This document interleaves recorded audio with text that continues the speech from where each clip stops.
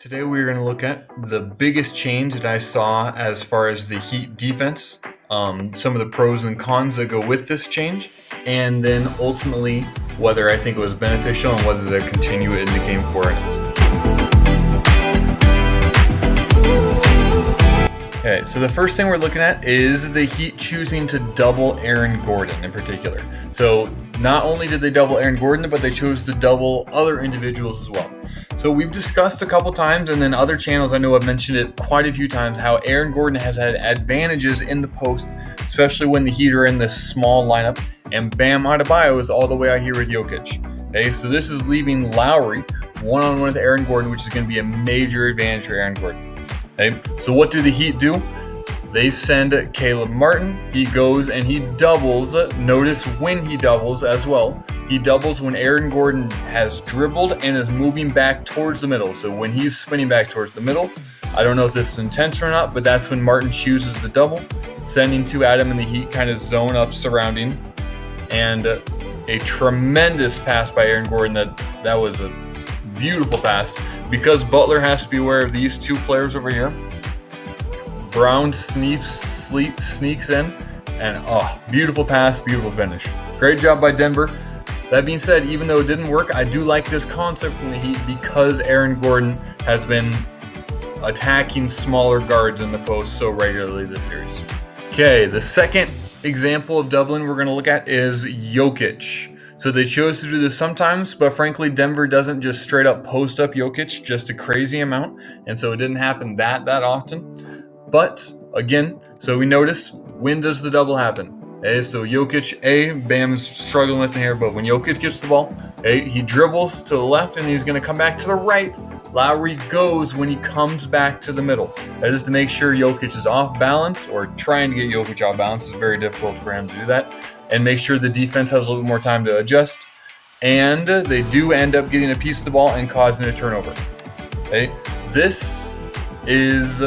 If you're going to double Jokic, you have to catch him by surprise. If you give him time to process things, he is going to find the right pass and he's going to find an easy bucket.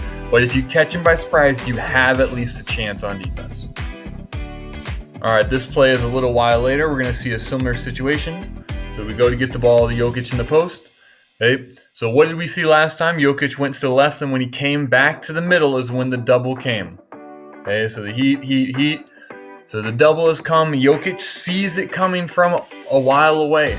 Like I said, unless you catch Jokic by surprise, he is going to make you pay with double teams. Okay, so they help one away. That makes Murray open.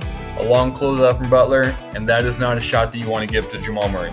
And because the help comes from the nearest defender, but Jokic sees it coming, he's able to make the easy pass. Boom, open three.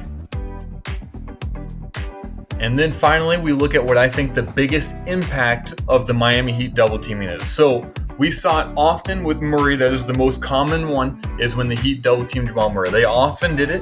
I think almost always they did it off of pick and rolls or dribble handoffs with Jokic, something involving Jokic being up on the ball.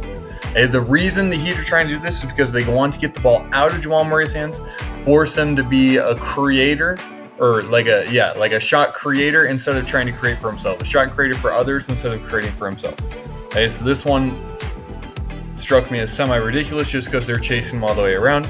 But the defense has to adjust, so you have to essentially space out everywhere.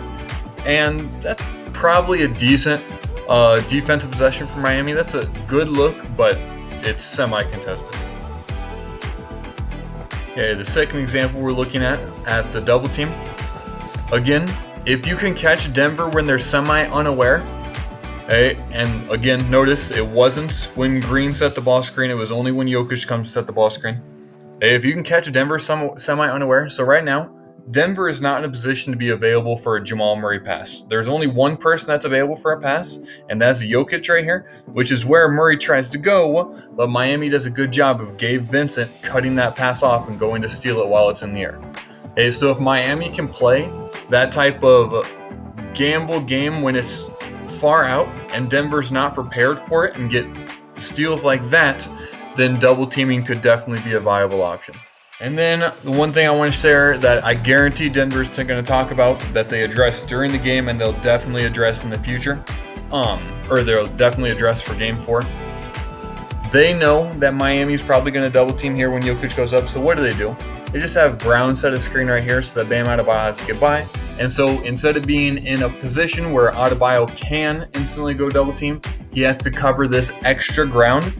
And so Jamal Murray has an extra 3 steps and, more importantly, more space to make the right read and find who's open, because Butler has to pick between these 2 offensive players. Brown cuts right into the correct space and finishes at the rim. So in loose summary, I think Miami's biggest issue wasn't so much on the defensive side, it was more on the offensive side. Like, they got to find a way to score more points consistently. I do think the double team, if Denver knows it's coming, it is exploitable in the long run. That being said, if Denver, you can catch them unawares, then you have opportunity. Like, if they don't know whether you're going back in the zone, they don't know whether you're going to double the ball screen, they don't know whether you're just going to play straight up man-to-man, I think that gives you opportunity to catch them by surprise. And anytime you can catch them by surprise, that's going to give you a little bit of an advantage on defense, at least.